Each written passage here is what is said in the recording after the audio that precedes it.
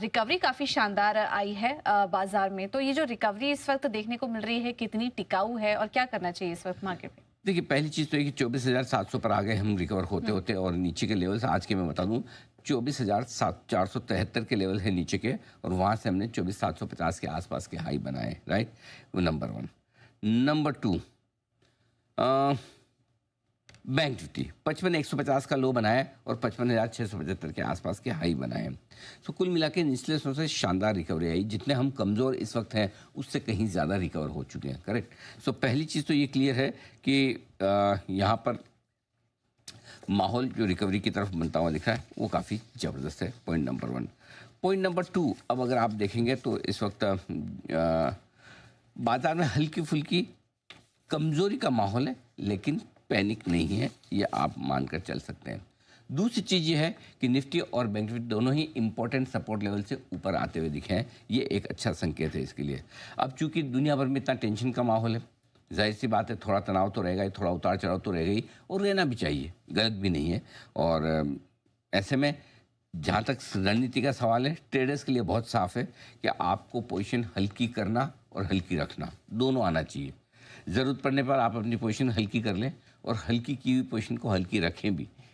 ऐसा ना है कि 200 ऊपर आ गया तो एकदम कॉन्फिडेंट हो जाएंगे, 200 नीचे जाता है, अरे बाप रे मर गया, ये क्या हो गया। तो ये 200 पॉइंट निफ्टी 300 पॉइंट आपको इस तरह के झटके कभी भी देता रहेगा। जैसे भाव ऊपर आए और आप सोचें कि युद्ध खत्म, और जैसे भाव नीचे आए आपको लगे युद्ध शुरू, वैसे चलेगा नहीं। सो इसलिए पोजीशन हल्की करना भी आना चाहिए और हल्की रखना भी आना चाहिए। दोनों चीज़ आपके लिए बहुत ज़रूरी है। अब लेवल्स का जहाँ तक सवाल है,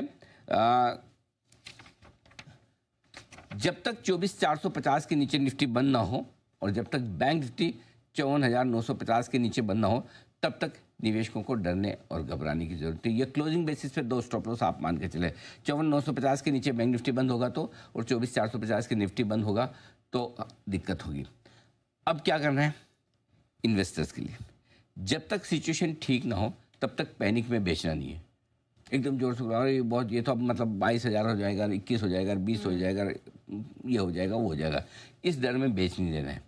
और नहीं ये कि एकदम से कूद के ले लें कि आज के बाद वापस कभी मिलेगा नहीं, क्योंकि ओपन लो बना है, जहाँ खुला वहीं से लो बना है और वहाँ से रिकवरी हो गई, और ये मैं तो मिस कर गया सुबह उस समय थोड़ी लग रहा था कि इतनी रिकवरी हो जाएगी। सो न तो पैनिक में बेचना है, न हड़बड़ी और ज़्यादा जोश में खरीदना है। एक्टिविटी जितनी कम रखेंगे उतना आपको फ़ायदा है, करेक्ट। रहा सवाल आज की स्क्रीन का, है तो कमज़ोरी, और कल के सेशन में आपने देखा एफआई ने भर के बेचा है कैश में, स्टॉक और इंडेक्स फ्यूचर्स में, और आज भी ये संभावना पूरी है कि जब सोमवार सुबह आप लौटेंगे तो आज के आंकड़े तो खराब ही दिखेंगे। भाई कोई तो बेच ही रहा है, करेक्ट। रिटेल से तो बिके ना बिके, शॉर्ट हो ना हो, लेकिन एफआई तो बेच ही रहे हैं। ऑफकोर्स घरेलू फंड इस मामले में आज उनका बढ़िया खरीदारी का नंबर आएगा, ये बात पक्की है, लेकिन एफआई का बिकवाली का नंबर आएगा। अब आइए पोजिशन के लिहाज से रेंज समझ लें, किन रेंज में खरीदना है, किन रेंज में बेचना है।